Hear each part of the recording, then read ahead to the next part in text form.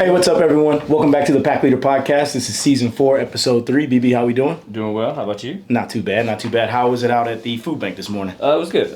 Stayed there for the first couple waves.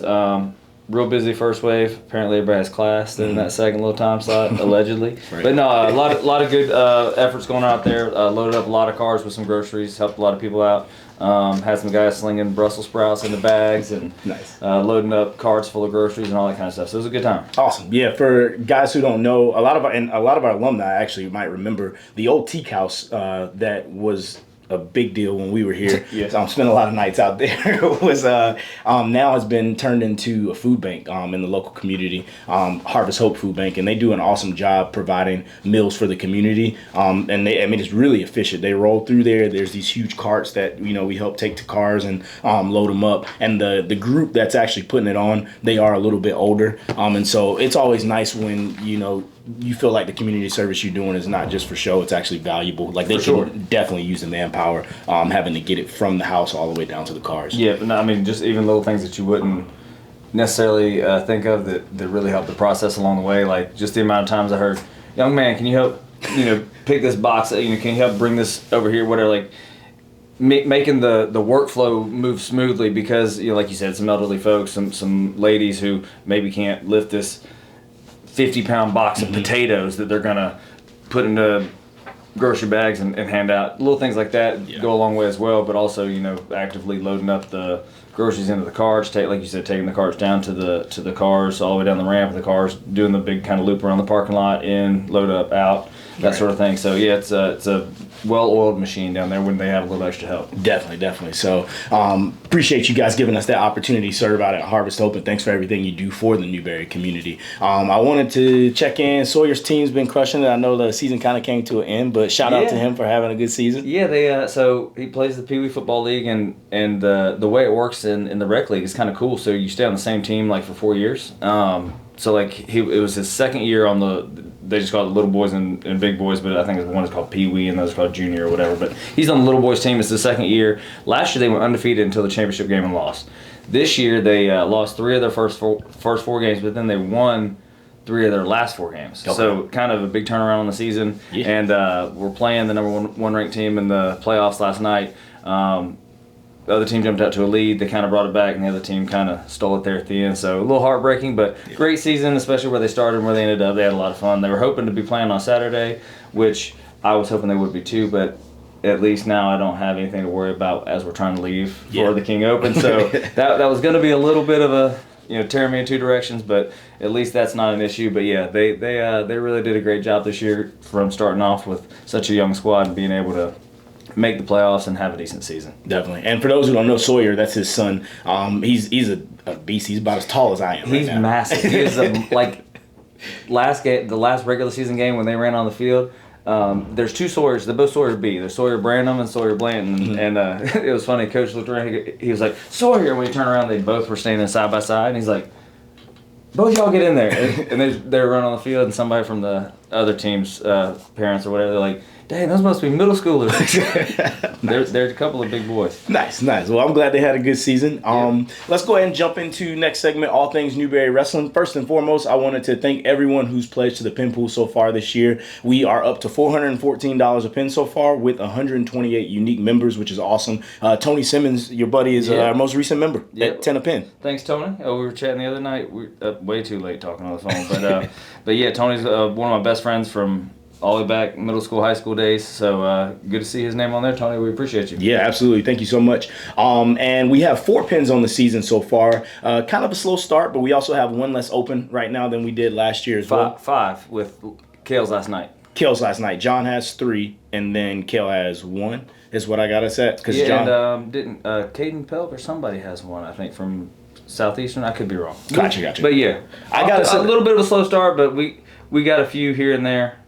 Yeah. As of this morning when I checked it out, and I could have missed one from Southeast, but I got Parker with 3. He picked up 2 at the Georgia Open, 1 at Southeast Open, and then Cale Alderman picked up 1 last night against Bluefield at our home opener.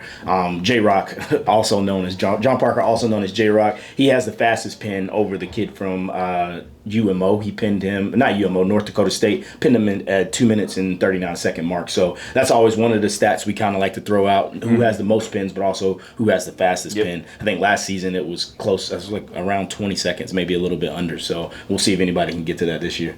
Oh, did you have it last year? I had it last year. Nice. What was it? I think like 14 maybe. 14 seconds? 14 or 18, something like that. Nice. Will Evans had it for the longest. Oh, yeah. And then the Newberry Open, we had to show we had to strap up. I like it. So yeah, we look to pick up more this weekend. Like I said, we have 1 less open at this time of the year than we did last year, but we do hit the road on Saturday, like Coach mentioned earlier. We'll head to Bristol, my old stomping grounds at King University for their open. So hopefully we'll pick up some more falls there. But definitely wanted to say thank you to everyone for helping the pin pool be successful again this year. Yep, shout out to Coach Watson at Blackwood as well. He was here last night, and he said he was ready to write a big check, hoping we get more pins. So we know you guys are rooting for us, and we appreciate it. Like Coach said, huge help to us to do things for the guys and all that stuff. Absolutely. And before we move on, I definitely wanted to take a second and just recognize our Olympic level members. That is the new tier that we have for the pin pool this year, which is $16 or more per pin. Leslie Folsom, Lisa Sombat, BJ Young,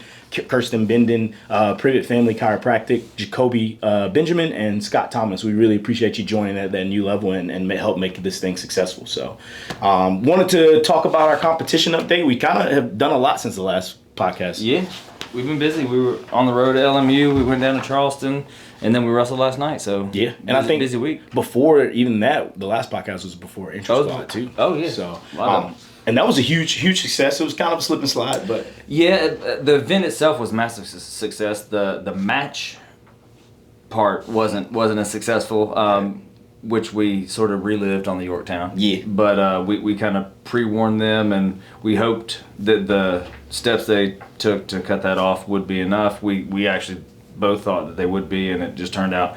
I think when it's this time of year, when it starts getting cool in the evenings, you really can't wrestle once that sun starts setting. Mm-mm. We learned that twice. Yep. So easy adjustments to make. But the Intro Squad in every other way really was an awesome success. We had it in combination with Alumni Weekend. I can't remember the name. Smokehouse Barbecues, food truck, food slaps. Yes. It was really good. They came out and just made sure everyone had good food to eat. We had a DJ out there. A couple vendors were selling gear. I looked up. I think we started wrestling around 7, and by 6 there was standing room only. It was pretty packed out there. So as far as the event goes, shout out and thank you to everyone who came and made it successful. We'll definitely run it back next year. Kind of same formula, but just earlier in the day. I think the sunlight will help those mats stay dry. Yeah, for sure. Because last year we did it much closer to like 1 or 2, and it was almost still it was still hot because we put the mats out a little earlier, let the guys warm up, that sort of thing. So I think just finding that balance of you don't want to be so early that it's hot, you don't want to be so late that it's moist, with all the dew. But great event, a lot of fun. Like I said, vendors and stuff from inside the stadium. It was almost like any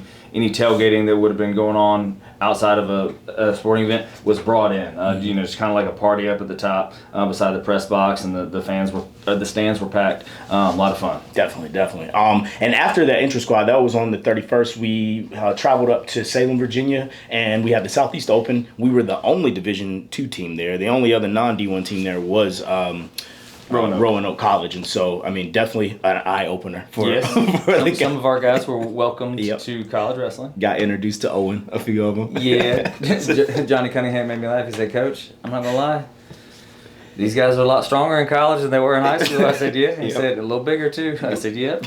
Welcome. Yeah, he was up in the office actually yesterday, kind of just going over some nutrition stuff. We definitely got to get that guy bigger, but he's a hard worker. And speaking of hard workers, I wanted to just kind of go over some takeaways from the tournament. Obviously, the 2 guys who stand out the most are our placers. John Parker took 4th, Ethan took 3rd, and then I also thought Verrilli, Judd, and Schrager looked good too. Yeah, they looked phenomenal.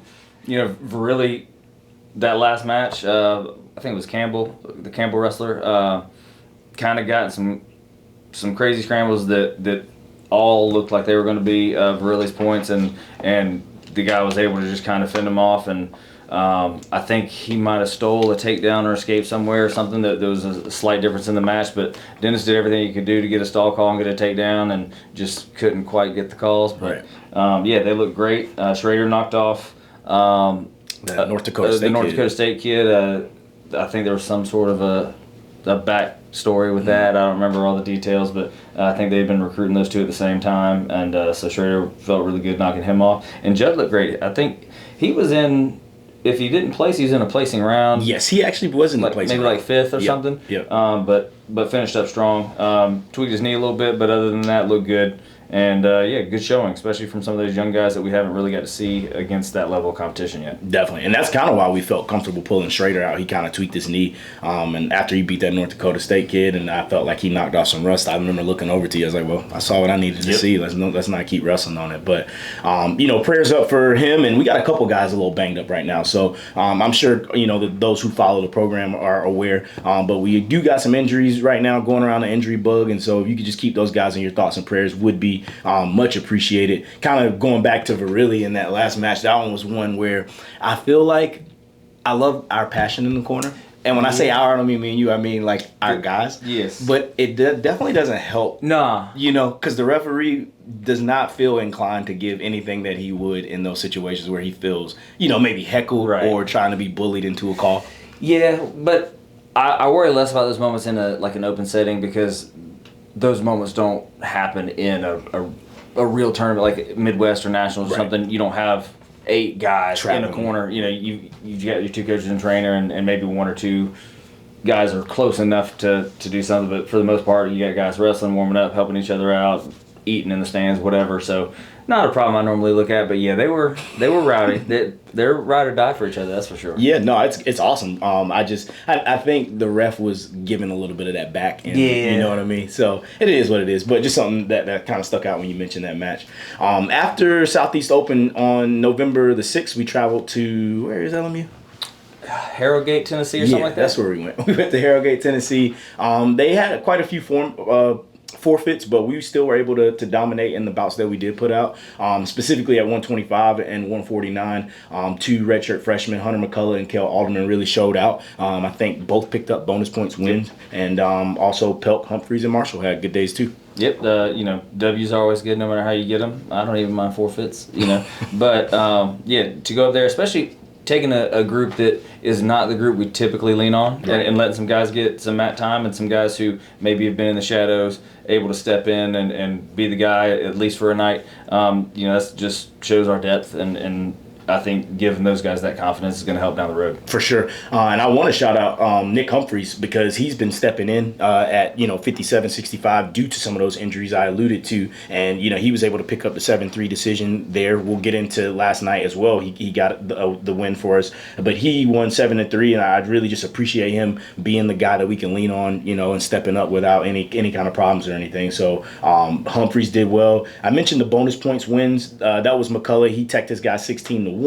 and also Alderman, he teched his guy 16-1 too. So they both put up some pretty big points. Yep. Moving on, Yorktown. It was an amazing event. Yeah, it was a lot of fun. Especially, I saw the drone footage. I don't know if you saw it. Yeah, it was really where cool. it flew over the whole flight deck. I didn't even realize how much Yorktown was on that side of us. Right. I mean, that thing kept going. Yeah. I thought the Citadel mat was like the end of the boat, and there's like 2 more mats that I didn't even know were there.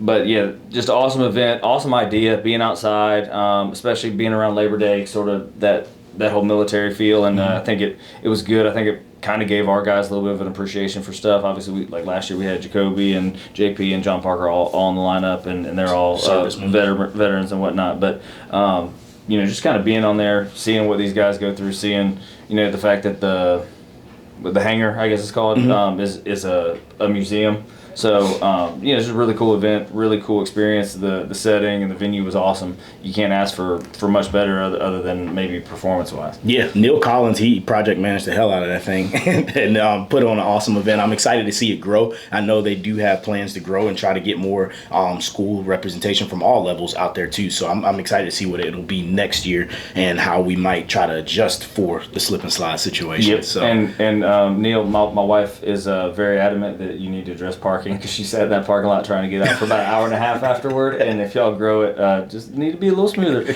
But I'm saying that just to cover my own behind, Neil, so please forgive me. I'm sure she put that on the survey. Right. No, but it was such an awesome event. A lot of fun. Obviously, coming up on the short end of a duel is never fun, but apart from that, the duel itself was fun. The experience was fun.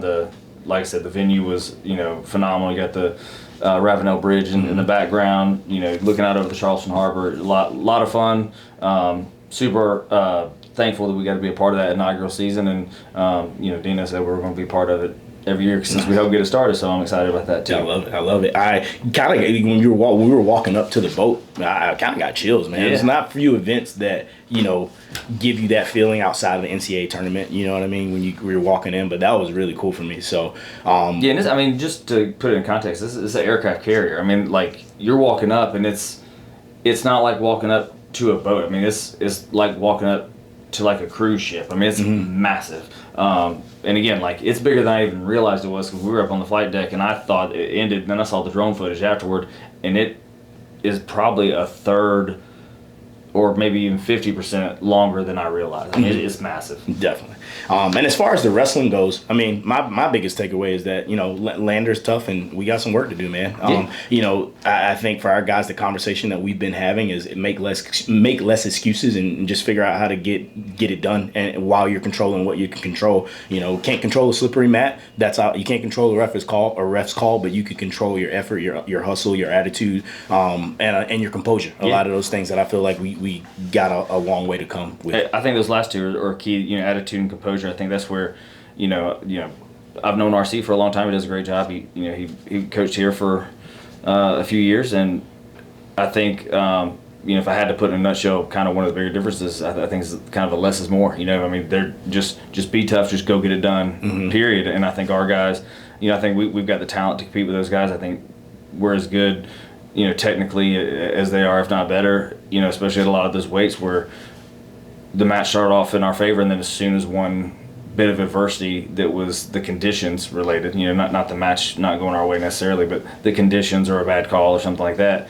our guys look to lean on the excuse a little bit, and I think that the attitude and composure there, just kind of being more present, would have been, a big advantage for us had we been able to do so. But we got a young team and more mat time, and hopefully some more adversity will help sort of groom them for that. Yeah, no, definitely. It definitely served as an opportunity for us to grow. I think we needed that, especially with it being early in the season. Some guys needed to get punched in the face and needed to take that loss so that they could keep the fire under them and know that we still got some work to do if we want to close the gap. Because at the end of the day, we want to win conference championship. We want to win a region championship. We want to punch as many tickets as we can to the NCAA tournament in pursuit of a national championship. So I definitely think not ideal, obviously, to lose, but it's early, and I look forward to getting better. Yeah, so. I think the difference in mentality, if I had to put it, like summarize it, is our guys thought, how are these conditions hurting me? And Lander's mentality was, how can we use these conditions to hurt them? Right. And that really, I think, boils down how it went. I would agree. And if you watch the match, I think you'd have to agree that seemed to be the case. Yeah, for sure. So, we'll hopefully, if we do our job and get through the rest of the season dual meet wise in our conference, we'll get another crack at it. So, moving on, Bluefield, we had them on November the 13th, and that was our home opener. Awesome way to bounce back. Last night we dominated. Yep. I think 44-10 was that final score. It was. Any standout performances for you? I was really happy to see Kel Alderman wrestle the way he did. I think the talent level between him and that kid were, I think he's a much better wrestler. But that kid was scrappy. He was going to make Kel earn every point. Kept trying, funky stuff, floppy stuff. Ended up getting, I think, a reversal or something late, maybe late in the first. Yeah. But kept the match a little close early, just close enough that I wasn't worried about Kel winning the match. I was just worried about how Kel was going to respond to that little bit of adversity this guy was, making a guy that he should be able to handle, making it a lot harder to handle him. Yeah. Went out there and found a way to really tighten some things up and ended up getting the fall, and didn't catch him. Like he went and turned him, dominated him, and stuck him. So it was nice to see that. I enjoyed seeing. Ethan. Yeah, Ethan looked great. Tech this guy. He went out there and looked great. It was nice. It was nice seeing the duel that started off a little tight and then by the end with the forfeits and stuff. It's always nice to put up big numbers, but would have liked to have gotten Dre and Dez matches, but For sure. Nick Humphreys looked good. We talked about him earlier. He, like you said, he pulled out a tight one last night, and that was up a weight class from where he was at the Yorktown. Yeah, man, I wish he would have got that 3. Or not Yorktown. He did wrestle 65 at Yorktown. Lincoln Memorial. Yes. He wrestled 57 for us. Yeah. But no, he went out last night, got it done at 65. So I think once he settles into the weight and maybe can not be cutting down to 57, I think he'll be a little bit more of a problem. Absolutely. I thought he was gonna get that 3/4. Yeah. He was running that thing. But yeah, no, it was an awesome performance last night. And I told Kale, I was like, man, we worked. I think we might have drilled single legs in our 1-on-1 for 45 minutes. That's all we did. I was like, if you did not finish those single legs, I was leaving the door. I was gonna walk out and leave. But no, it's good to see him make that adjustment too. So next up, we got King, like we mentioned, this coming weekend, and really excited to get some of those young guys some more reps. We've been preaching to the guys, not just with regard to repetition in the wrestling room, but also mat time. Repetition we know removes doubt, and so excited to go out there and continue sharpening our iron with the reps we're going to get at the King Open. So I wanted to move on and talk rankings a little bit. Conference Carolinas came out since the last podcast and has predicted us to finish second in the conference to Lander, who we just dropped 1-2. Right now in the polls, Lander has 194 points. Newberry, we're second with 186 points, and then Pembroke is picked to finish third with 180 points. So those are your top 3. I'll just go ahead out to top 5. Will be King with the 142, not really close to Pembroke, even though that duel was close last night. Yeah. And then Mount Olive is picked to finish 5th with 131. And obviously it's still early and a lot of that can change, but at least right now that's where we're at. Right, and to be honest with you, those top 3 teams being as close point-wise as they are, I'm actually a little surprised to see that, because the way the points work with the rankings, we've talked about this if you listen to the podcast in the past, you get like a certain number of points based on how they think you would finish like in a tournament if these guys all wrestled in a tournament and were seeded and they wrestled. Like, the winner would get however 10 points or whatever, and second place might be like 7, third place might be 6, and then, so on and so forth. So like kind of groupings and all that stuff. So it's only based on your individual. It's not based on like how you perform as a team in duels. So you can have a bunch of guys that are really tough, sort of in that mid-tier where they're going to beat most of the guys, but they may lose to a couple of the top guys, and that makes you a really strong duel team. But as far as team rankings go, I think that's where that separation between Pembroke and King on paper is. But then when they wrestle head-to-head, it was super tight, and actually you could make a couple arguments King should have won that duel. There were some, I don't want to say questionable calls, but there were some really razor-thin calls. That defensive fall at 65 was crazy. I wasn't going to point that one out, or the late stall call in the 25 match. Yeah.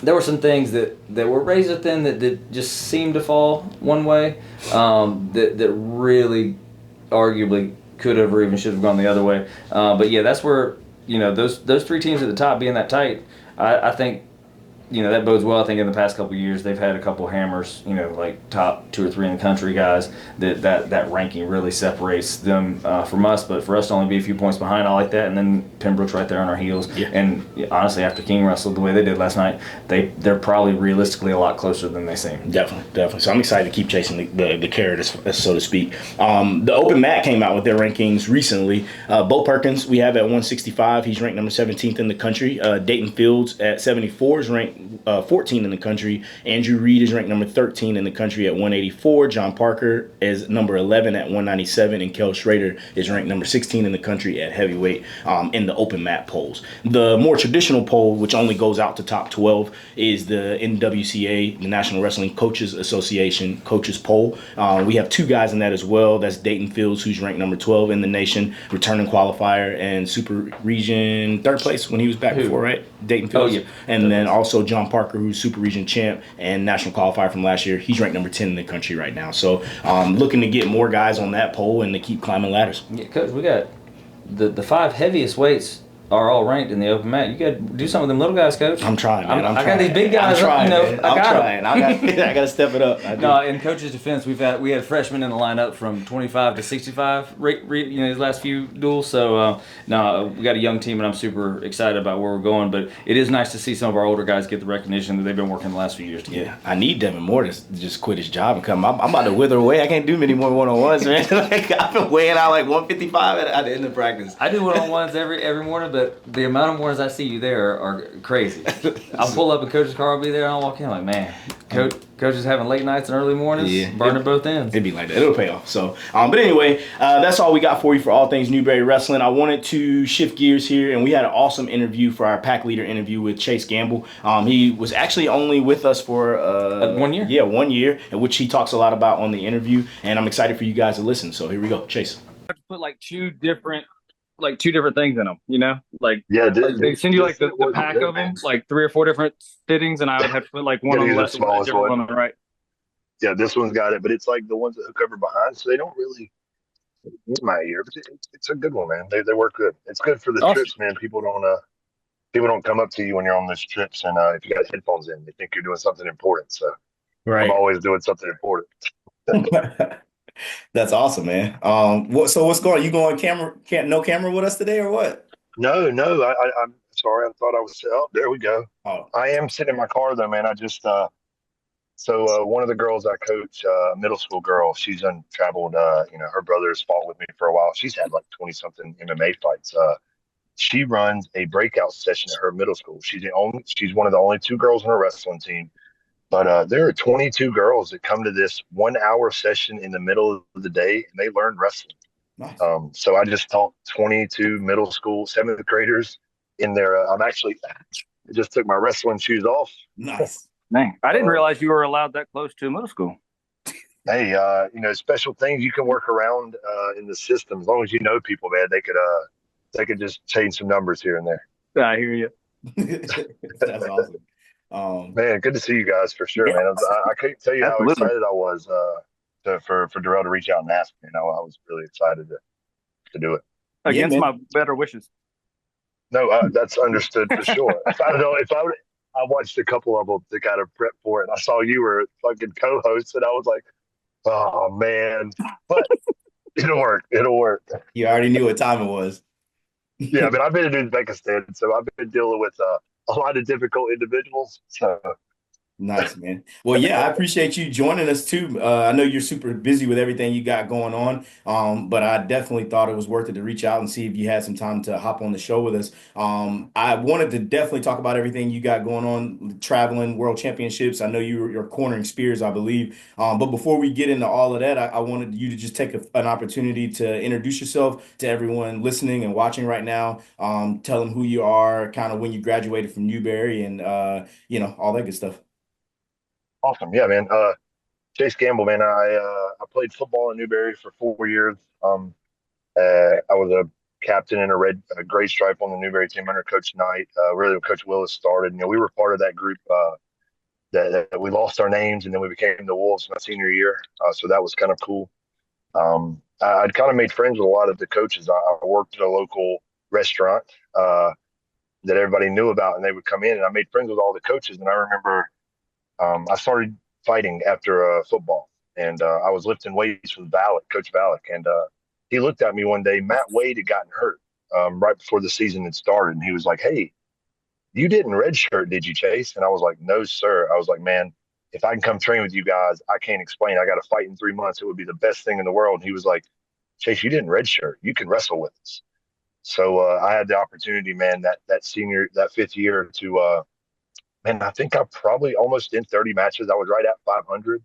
I got to travel everywhere. Valak kind of put me as a valued training partner, and I got to I don't think I missed a single event the whole year. I got to fill in until Matt Wade came back, and then I got to even travel to nationals. So it was a really, really cool experience with all you guys. I got to watch you, man. I got to watch you just spectacularly kind of navigate the mat, man, for that senior year. You've done some really cool things that I remember watching. One of my favorites is your lineup technique, man. It's beautiful. I remember watching that. I'm telling you, bro. I remember watching And he was always just so polite about, oh, I'm sorry, I didn't know I lined up the wrong way. That was good stuff. We joke about that all the I've time, been, actually. man, it's so good. This weekend being, the World Tournament, Uzbekistan, Tajikistan, Bahrain, they're all Soviet countries, real heavy Russian ties, man, and they just understand competitive advantage. They understand how to navigate the matches better than other people, and that was something that you actually was in my notes before you reached out to me. It's kind of crazy. I was thinking of the guys. Blanton was one of them too. Just knew how to navigate matches and win matches. And that's everybody's good at the highest level, and I've really been nerding out. Me and Caleb, spoke on it a lot. We've been nerding out on kind of that. Just yeah. So you guys are two that were super special to me watching and knowing about. You guys just knew how to navigate at the highest level, and that's what it is. Everybody's good. Everybody's a man, right? Everybody is well. Yeah, everybody is but yeah, at the highest level, it's just that it's tactics and it's winning the match.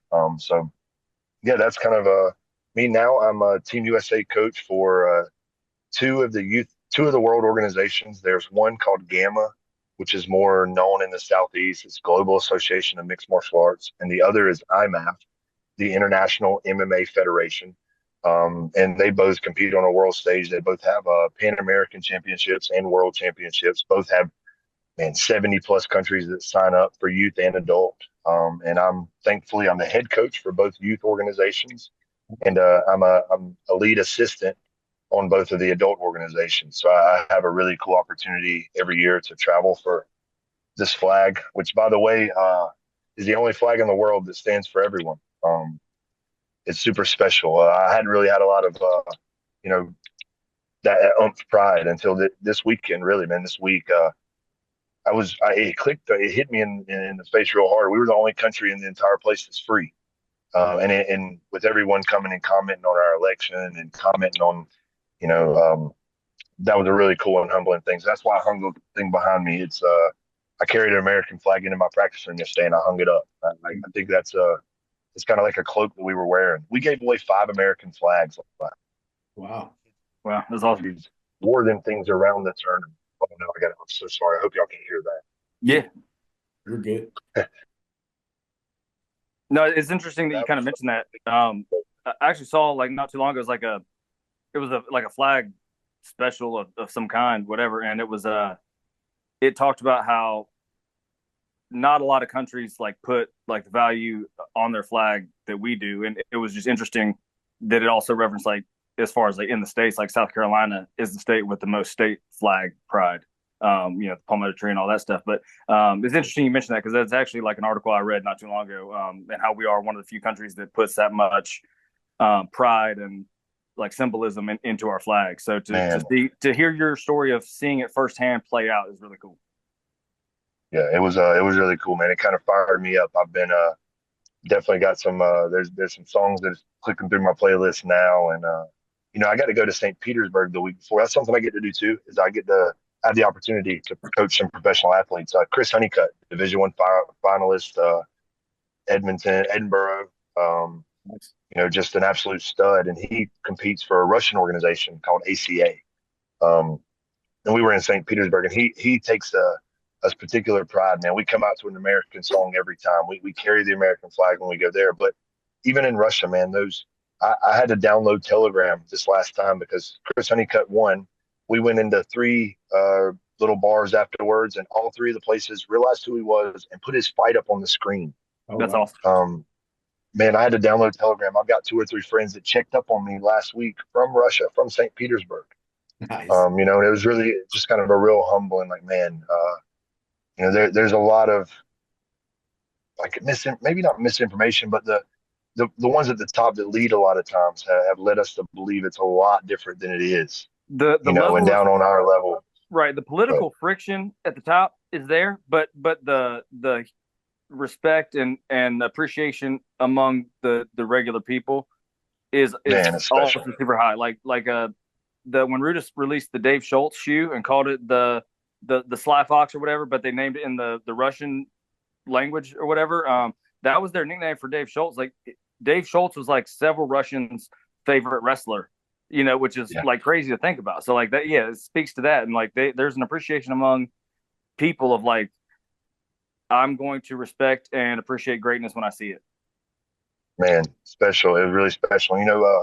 It stands for a lot of hope, man. I can't explain to you the Ukraine coach. I've built a relationship with the Ukraine coach since before this stuff started happening. And they believe, man, they believe that Trump is going to end that war. They truly believe that.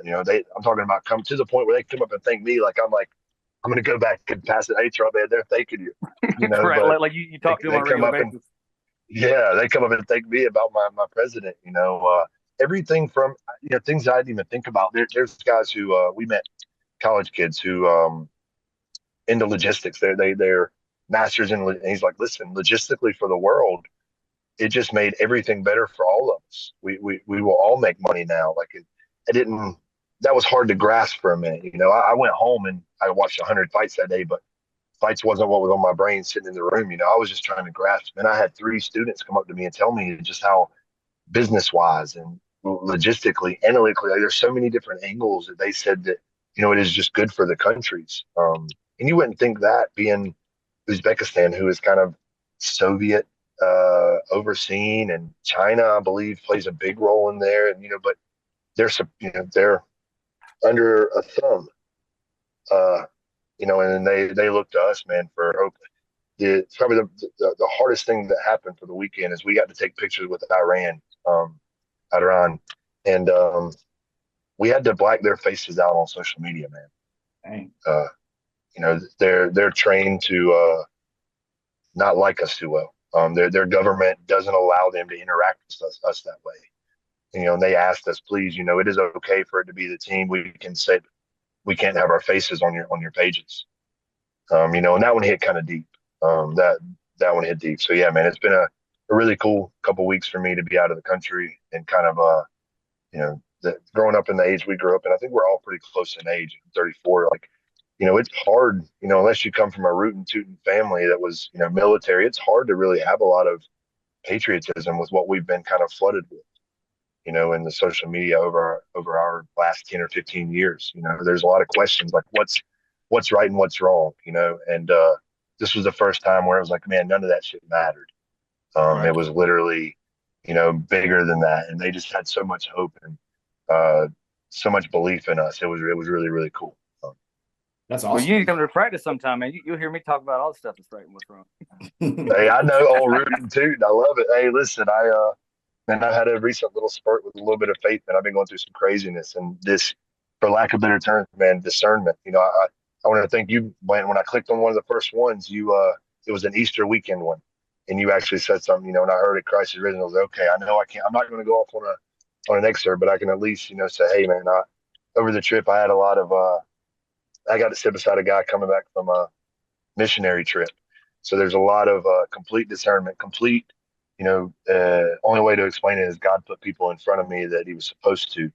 So it was a really cool for everything for me, man. I'm still trying to wrap my head around it. I sit in the car, I'm taking notes right now, just kind of trying to get everything out of my head.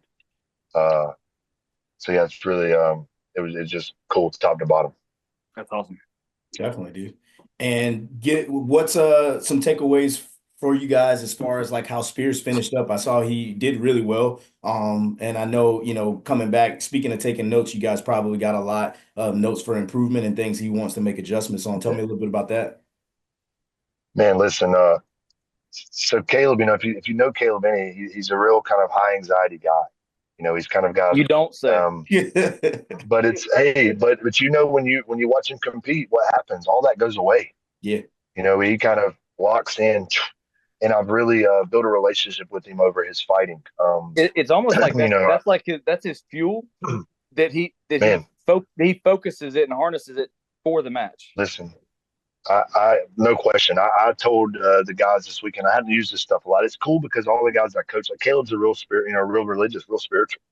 But they've never heard me kind of bring up like faith, and I just told him a bunch of times, like, Caleb, you need to have faith in your anxieties, your insecurities that push you to do everything the right way. And I just kept repeating that, like, have faith in your preparation, Caleb. I've never met someone that is so. It has to be this way. Like, Yeah, it doesn't. His very recovery. man, yeah, and you know, I try to fuel that. Like I try to fuel that, like brother, like you do it right, like you're prepared.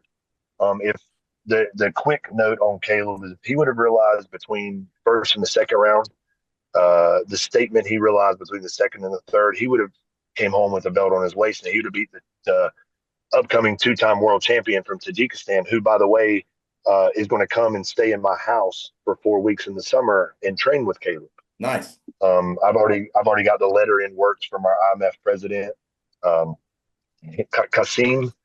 Qasim and his brother will be here for 4 weeks. His only requirement is to bring his belt with him, and he Yeah. has to help teach some kids wrestling. But he's going to come and train with Spears for that time. In between the second and third, Caleb looked at me and he was like, "Chase, I can fight him.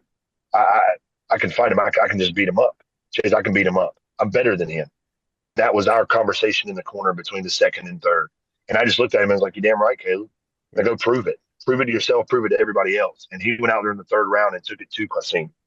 And he lost a really close split. And at that level, we talked about the political side. You can judges and officials a lot of times start trickling into that political side.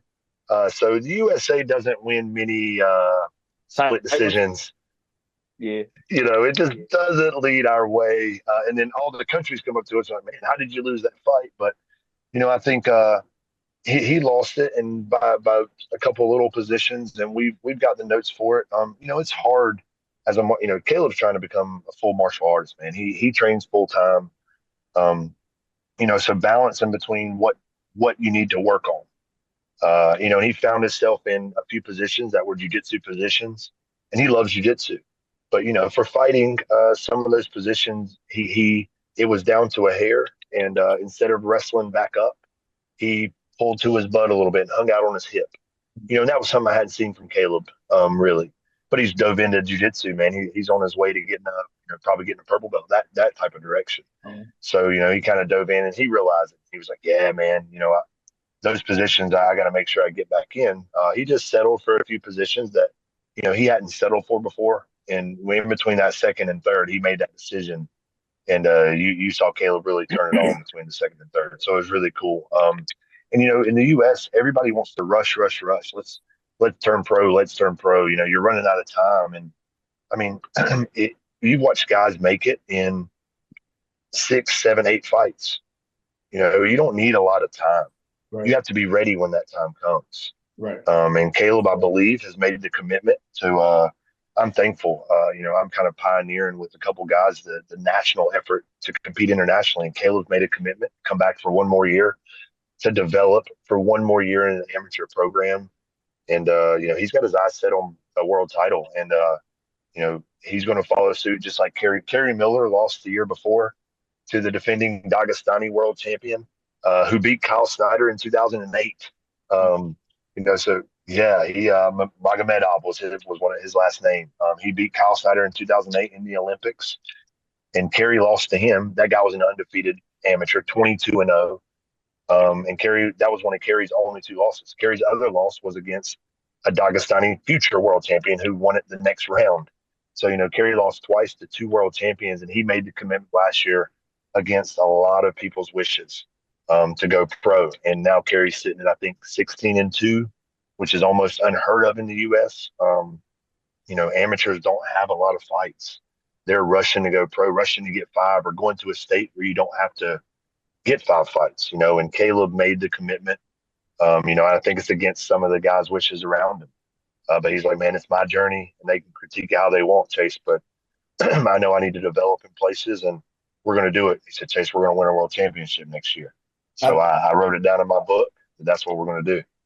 Yeah, I think it's interesting you mentioned that because I was actually just talking to Carl Reed. Obviously, he's doing the MMA thing too, and he literally said kind of the same thing you're saying. We were actually talking about a kid he was trying to get us to recruit, but I don't know how we got on the topic, and he was just saying you see a lot of guys rushing to go pro right now as opposed to taking that time to develop so that they're ready when they do go. And you see the guys that take the time for development, they have a lot more sustainable careers and success whenever they do. So I think that's a nod to Spears doing the right thing. Yeah, better believe it, man. We see some of these guys from other countries that, Chimev and that Balil with the eye, like those guys have had a ton of amateur fights.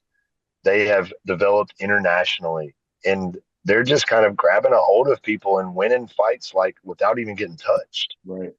So I think that's a testament to kind of what they were brought up in, and we're behind in the U.S.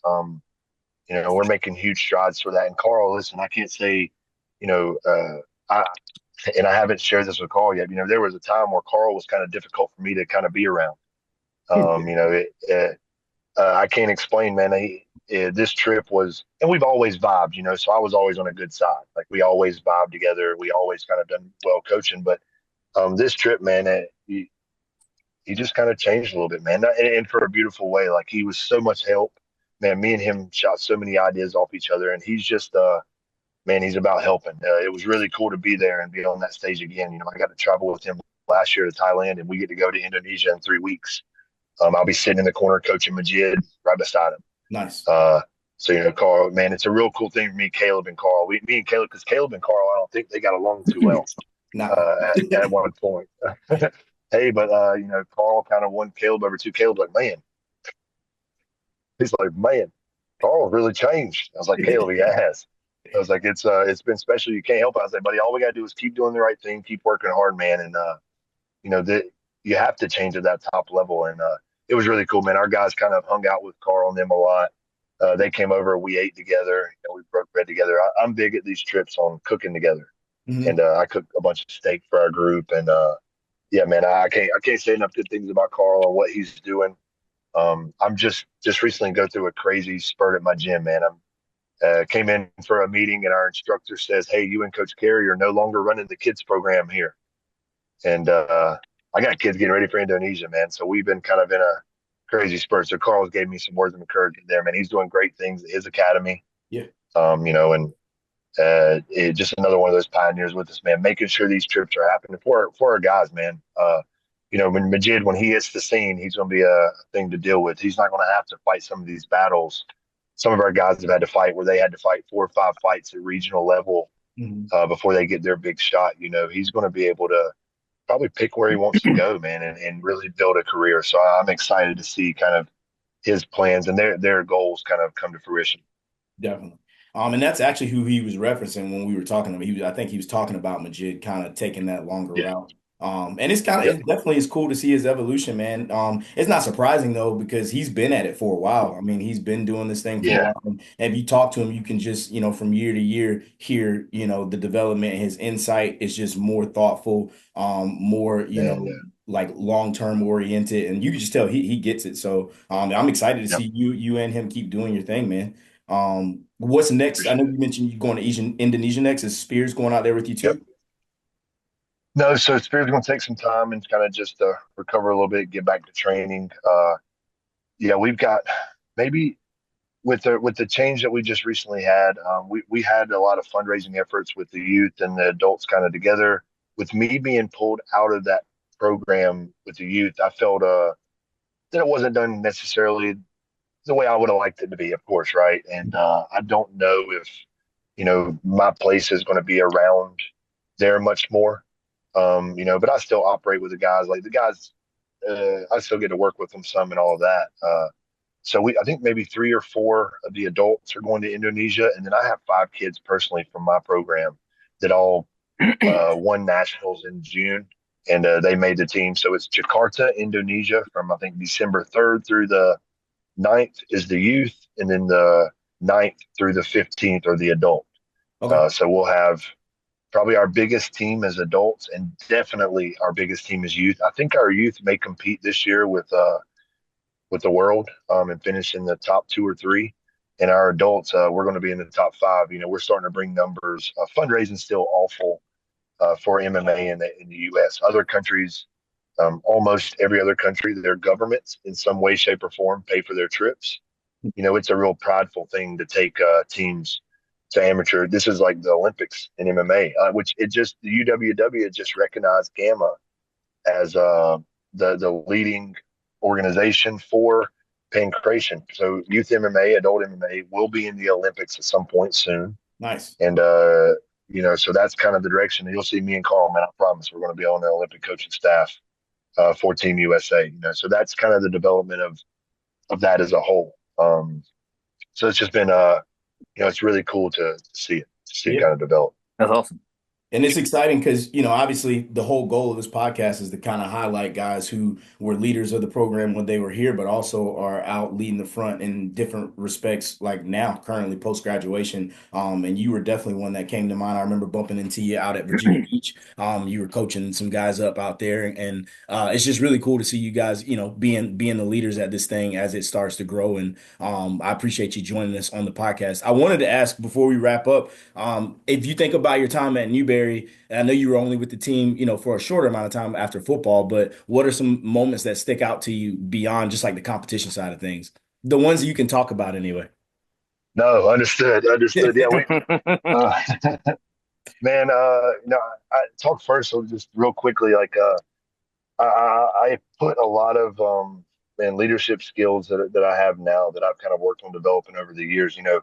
When I first came to Newberry, I was brought in early for a leadership camp in the summer, and then I was brought in every year after for a leadership camp. And that was something I think Coach Knight, even Coach Willis, when I first got there, they made a big effort in leadership's developing. I still have a notebook that has the leadership courses in it. And it's things that I still live by and I've kind of shaped up now. So I think, you know, that's one. Even when I was with wrestling, man, Valak done such a good job of kind of putting me in charge of things with the guys, and he kind of recognized my value there, and I helped out as much as I could. So I guess that would be one that I could definitely talk about. It's just kind of the development of leaders that happened, and everybody that I run into from Newberry, we could go down a list. Kelly Anderson, just guys that even if they just came through Newberry at a time, man, they're leading in some way, shape, or form. It's one of the coolest things that I could say to be a part of. A lot of pride. I still take my Newberry. Me and Caleb, the first time we saw each other, he looked down and he was like, "You got the same pants as I do." I was like, "Yeah, man, I wrestled at Newberry too." Yeah. And I still wear those, man. It's kind of a pride thing. There's a lot of guys that are super successful and on so many stages. I love running into guys at the national tournaments.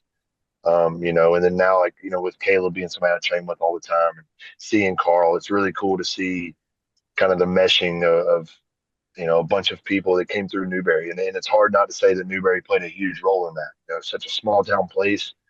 We had a lot of fun, but there was a lot of values, man, that I was taught. There's a lot of, lessons. And maybe it was because we were Division II and not everything was handed to us. So we had a lot of learning. We got to, there's a lot of mess ups that got to happen, and that with the freedoms we had might not have had it somewhere bigger, and that kind of sticks out. Now, something that sticks out and I talk about it all the time was my first damn day at practice. So Valak and them boys were in the bar the night before at 3:30 a.m. Okay.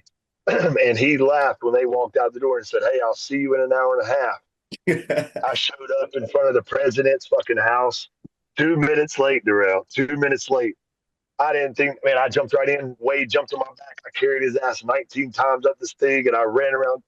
When we got done, Valak goes and marks it. He comes to me and he was like, "You were 1 minute late. That one don't count. I'll see you tomorrow." Wow. And I just looked. He's like, I just looked at him and I'm like, all right. I fell asleep sitting on my bed. I remember I decided not to go to sleep.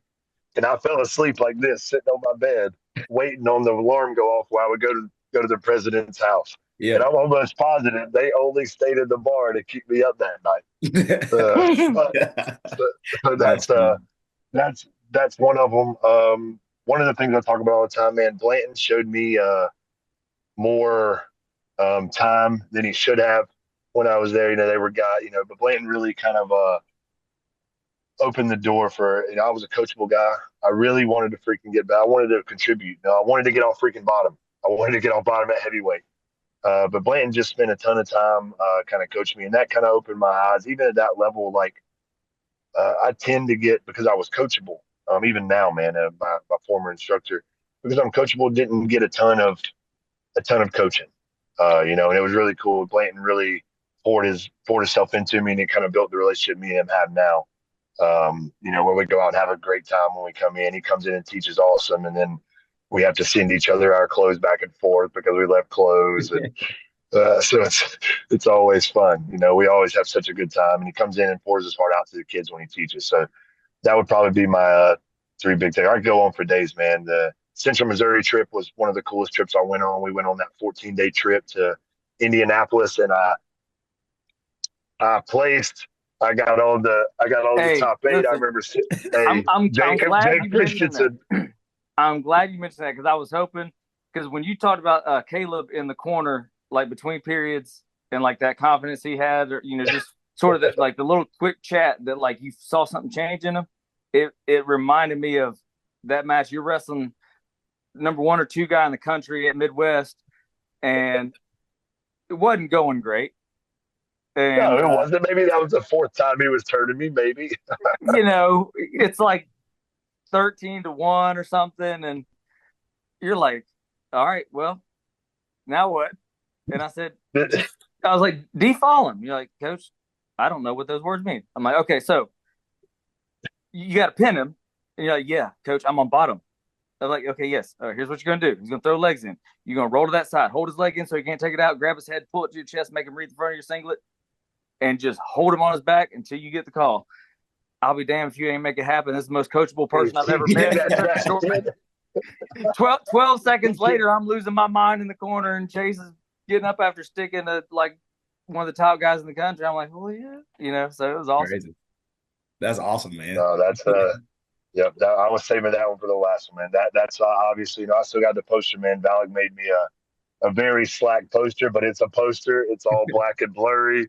It had my name on it. It said who I beat there. I think Jake finished up like number 6 in the country that year. And that was such a cool. That was a really cool moment, man. Yeah, no, that's probably the number one right there for sure. Cool, man. Well, yeah, just really quickly, maybe take 2 minutes because Zoom's gonna kick us off here in a sec. But take maybe 2 or 3 minutes and just speak to some of the younger guys. We wrestled Lander recently, and they're young too. But I think we had a redshirt freshman at every weight from 25 all the way to 65. And they're just in a situation, man, where we need more reps. We need a little bit more confidence in the things that I know they can execute on because I see them do it in the room. What advice would you give to those guys?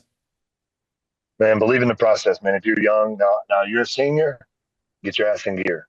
You're a junior, get your ass in gear, man. But those freshmen, man, those sophomore, those guys that have some years ahead of them, like put your head down, like put the work in. I've seen it over and over, and especially now that I've kind of separated outside of like where I'm from, local is king. That's because they can't go to the state level, and then obviously state is king. And now I got a kid wanting to win the second state championship, and he's going to get on the podium at national. So, really expanding it out, man. Like set your goals high, and work as if you're relentlessly as if you're trying to get them, man. And we tend to judge ourselves day to day. Take some time in between and just work. No ego, no judge, just work. Follow Carl Reed, man. Wait till you see some of the stuff. So Majid, one of the best fighters I've been around. Wait till you see some of the social media stuff they come out with. They were walking around on their fun day after they lost, and they made some funny videos. Carl, he lost in a position. Majid lost in a position, and while they were out walking, the mall, they done some clips where somebody was on Majid's back, and Majid was like, and Carl was trying to coach him up, and he was like, and it's just like that thing. Just keep working. Yeah. That just keep working. Things are super, through belief and through working hard, it's going to really open up. So just put your heads down, man. You got a lot of time. Put your heads down and believe in the system. And you guys are proven. Newberry's proven. So just believe in it. I think too much we're short termed too many times, and put the work in. It's going to work. It's going to come through. I'm thankful that I've just kind of kept my head down. I could have quit a long time ago, and I could be working. I've been offered a lot of jobs to make money, a lot more money than I make. But man, there's nothing like the reward of just putting my head down, working hard, and then you blink and you're taking pictures with coaches from Uzbekistan that can't speak your name. They add you on Instagram, and then they send you a video of they got the whole team Uzbekistan coach cheering Kerry Miller's name in the finals. That's so awesome. You can't really beat it, man. Yeah. So you caught me right after a trip, man. So I'm excited still. You can hear it in my voice, man. No, that's great. I love it. That's why I was excited to I'd be chat. blabbering up. Definitely. for sure. Well, I appreciate it, man. We got to get you some gear in the mail, and hopefully get you on And campus I'll for, check it. a dual meet or we do alumni weekend every year too. So definitely we'll keep in touch. You family, dude. So I appreciate you taking some time to jump on. Good luck in Indonesia, and Awesome. Yeah, if I'd we love can to ever bring do my. anything, let I us got a know. kid, man. I'd like to bring a kid down. I got a kid I'd like to bring down and let you guys check him out, man. He's been down there a few times already. Bland's met him before, so I'd like to come down, and that'd be cool, man. I'd love to. Absolutely. Awesome. Well, thank you, brother. I appreciate it. Good luck on everything. Yeah, appreciate it, man. Love you guys. I'll talk to you later. All right. Love See you, you. dude. Good catching up. See you, man. All right. That was Chase Gamble, everyone. Coach, what did you think? Hey, it's always great catching up with Chase. Yeah, he kind of mentioned that little relationship that we had that year. It wasn't just that he was coachable; he wanted to learn, and like he kind of similar to John Parker. He kind of made you coach him. You're like, hey, what are you doing? Like, you tell me because you're about to, So Right. no, but Chase loves learning, loves working. Great guy, awesome guy, a lot of fun. I know we gave him a hard time on the on that interview, but no, we get along great. We always have. But yeah, he's a great dude, and what he's doing is kind of pioneering in that field. Yeah. It was weird because I think when we were on the team, we were coming through. It always felt like this MMA thing is kind of a pipe dream. It's just what guys who like fighting with rules just do next because you either go to the Olympics or you go to UFC, and you Right. pretty much all fail at that unless you're one of the rare guys who's super talented and super fortunate. But he's kind of stuck with it, and he's sort of taken the road less traveled and see it. Like I've been up in his club, I worked out in his gym, run a camp and clinic up there once or twice, and just kind of the way he's doing it, he's building it the right way, and he's doing it where it's almost diversifying, if that makes sense. Like running a youth club, but also running, making it something where he's training, like making it regional, making it local. He's kind of found a way to encompass all these different aspects and avenues of what they're trying to do. And now the fact that like he's linking up with Carl Reed, and they're not really that far apart. The Greenville Spartanburg area, and then the Charlotte, but kind of the west side of Charlotte, Gastonia is where he's at. So they're a lot closer than you might realize, and I think that's actually going to be a really good connection for him, like he was saying. But to know that those two guys who are both Newberry alumni are sort of the top dogs in that field, I think is super exciting for us. I think it's good publicity for Newberry and Newberry Wrestling in particular. But yeah, just to see Chase finally crushing it. Caleb Spears up there with him crushing it. He mentioned Kerry Miller, he wrestled at App State, but another great guy that's around with those guys working and recruiting and coaching and fighting and all that stuff. Yeah. Good group of guys and a lot of fun to hang out with and talk to. Definitely, and it's a phenomenal recruiting tool for us as well. I mean, the amount of guys now that want to go MMA, make it to the UFC or Bellator or whatever it might be, is growing exponentially. And so, when I'm having that conversation with someone who says, I'm really only going to college because I want to wrestle and fight, Right. I can point to the very tangible evidence of how, we got guys on that circuit who are very successful competing at world championships. Cody Garbrandt out in the UFC. Like, we have some people we've proven to be like a springboard into that. So it's an awesome recruiting tool. For sure. So I appreciate that, Chase. Last thing, we just kind of wanted to jump into our next segment, everything else. We mentioned UNCP barely making it out of that duel last night. I saw they put on their website, the Braves weathered the storm. I thought that was clever. Yeah. So aptly titled. Yep. But also just other D2 Conference Carolinas news. Lander wrestles Coker tonight. I saw Belmont put it on LMU pretty bad, 35-16. And then right here in our gym, we had our first ever women's wrestling match last night. Yep. Bluefield State, they brought down both men's and women's team, and women led it off. They started off for us. There were double forfeits at the first few weights, but the first actual match that took place, we won. Yep. So that was nice. She decked her too. Yeah. Ended up falling short on the team score, but super exciting. I think there was a lot of support here that was probably, hate to admit it, probably more for them than us. Oh, I think a lot of people want to come out and see the first ever women's match. Yeah, Coach Knight was out here. The president was out here. Yeah, there was a lot of people. But, I'll take the publicity and, put the butts in the seats. I don't care how they get there. Mm-hmm. But no, it was super exciting. I mean, like every takedown that we got, every point that was scored, place went nuts. Mm-hmm. So great environment, awesome experience for the women's team. Donnie, Coach Stevens, he did a great job. And to be right there, with another program when it's your first ever home duel, it came down to the final match, heavyweight. It was tied going into heavyweight. So yeah, That's exciting, man. Yeah, absolutely. And Can't it ask was for much more. Yeah, it was y'all's first wrestling match too. Like working as well, Alex and Ryan. Yeah. What'd y'all think? It was awesome. Nice. This is the coolest thing we've posted here, I think, so far. I in like my it. opinion. I like it.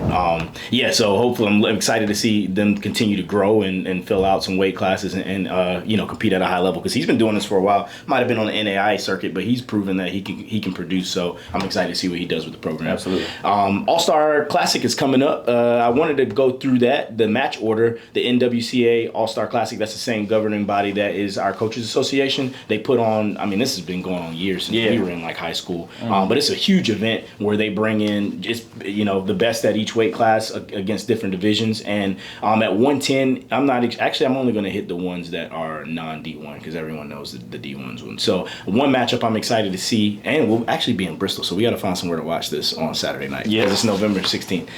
But Derek Blueball, who's a D2 champ at 197, is going to be wrestling that guy from Wartburg.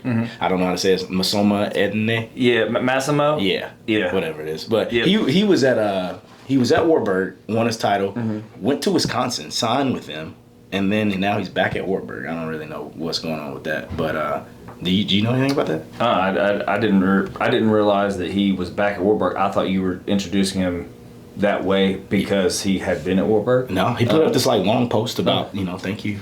Interesting. Yeah. But that'll be Blue Ball's so he's only a one-time champ, but he's like a 4-time finalist. Right. What's your prediction? He's like a 3-time NCAA champ. Right. But for D3. Yeah, Massimo's athletic. Blue Boss really stays in great position. It's going to come down to, can he open him up or can he capitalize on a slight mistake? It's like which way is it going to go? Well, for the sake of Oliver's argument that Division 3 is better than Division 2, we're going to root for Blue Ball.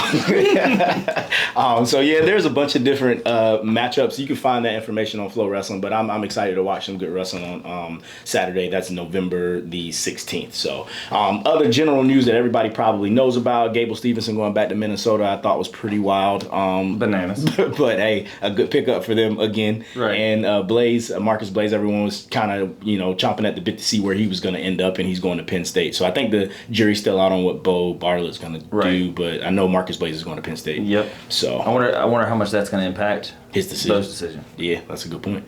As far as Newberry goes, Friday, tomorrow night, volleyball, they're here late in the season competing for postseason stuff, y'all. They're fighting for the 8th seed right now. Fighting for the 8th Trying to seed. get into the postseason. Yes, and so they take on Mars Hill tomorrow in our gym. So if you are here, come support. They play Mars Hill at 6 p.m. in Eliezer Arena. Saturday is a really busy day for the Wolves. Football plays For you guys. right, plays Emory and Henry at 1 p.m. Setzer Field. Volleyball's also going on that day, 6 p.m. Women's basketball, they're going to be at Georgia College, 5:30 p.m. And then on Sunday, both men's and women's wrestling on the road. Women's wrestling will be at Presbyterian College, wrestling at 9, and we'll be in Bristol, Tennessee, competing at King University. So busy weekend. Absolutely. And if you're here, if you're local, if you're a Newberry fan and you haven't made it to a football game this year, this is our last game of the season and obviously last home game. So now's your chance to make it out. Come support the Wolves. Absolutely.